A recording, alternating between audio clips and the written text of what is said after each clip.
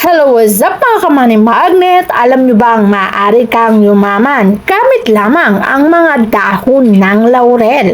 Ang mga dahon ng laurel ay tinataguri ang laura na ang ibig sabihin ay pera.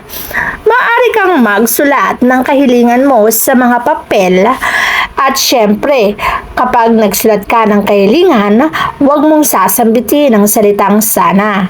Sambitin mo na kiniklaim mo na ang bawat kahilingan na yan na matutupad sa iyong buhay. Pagkatapos, pwede mo ring sulatan ang kahilingan ng bawat dahon ng laurel na meron ka sa iyong tahanan. Siguraduhin mo lamang na hindi ito punit-punit ha. Ang dahon ng laurel na sinulatan mo ng iyong kahilingan ay maaari mong ilagay sa iyong ilalim ng unan. Pwede mo rin isulat ang mga numero na nais mong tayaan sa mismong dahon ng laurel. Pagkatapos mong sulatan ang kahilingan o numero na gusto mong tayaan, ilagay mo na sa ilalim ng unan ang mga dahon ng laurel na yan at bulungan mo ng kahilingan. Siguraduhin lamang ha, sa pagbulong din ay huwag mong sasabihin ang salitang sana. Sambitin mo na kiniklaim ko na at kasunod nun ay ang iyong kahilingan.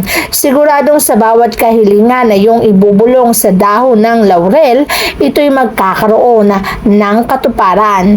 Kaya naman dahil din sa dahon ng laurel at sa pagbulong ng kahilingan sa ating mga dahon ng laurel, alam nyo bang marami na ang nabago ang buhay. Marami na rin ang sinuwerte basta't manalig at maniwala ka lamang. Ang mga nagiging successful, minamanifest nila ang kaswertihan.